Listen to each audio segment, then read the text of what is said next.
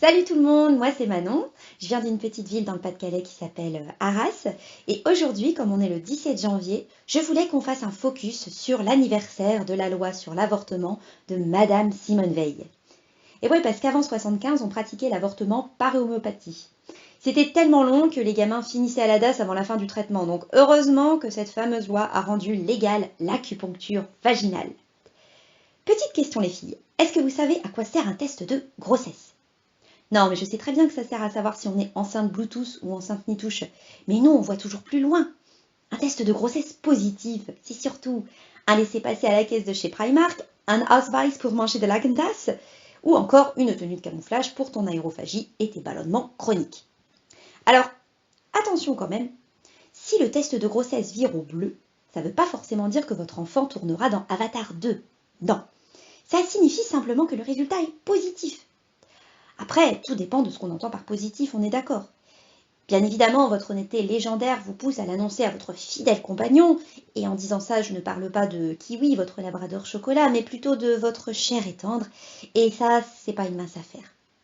Surtout si, dans un moment d'égarement, vous avez confondu votre chéri avec celui de votre meilleure copine, votre sœur de cœur, celle avec qui vous partagez tout, la preuve.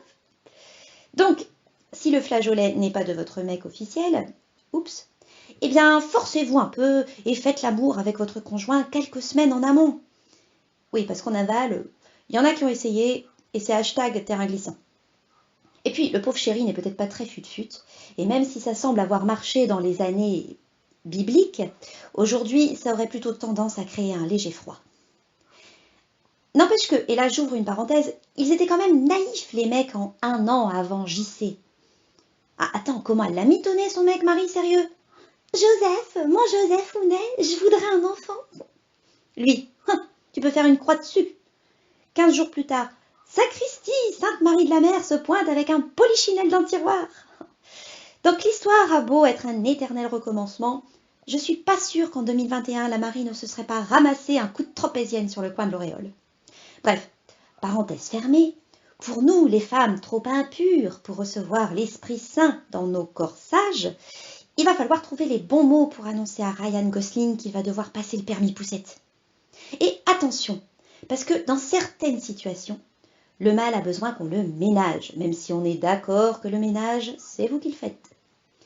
C'est clair que vous ne pouvez pas débouler dans le salon pendant qu'il regarde le Racing Club de Lens à la télé, si, ça arrive, et lui balancer à la figure « Chérie, ça y est, je suis enceinte !» Là, c'est la technique Lady Di, tu vas droit dans le mur.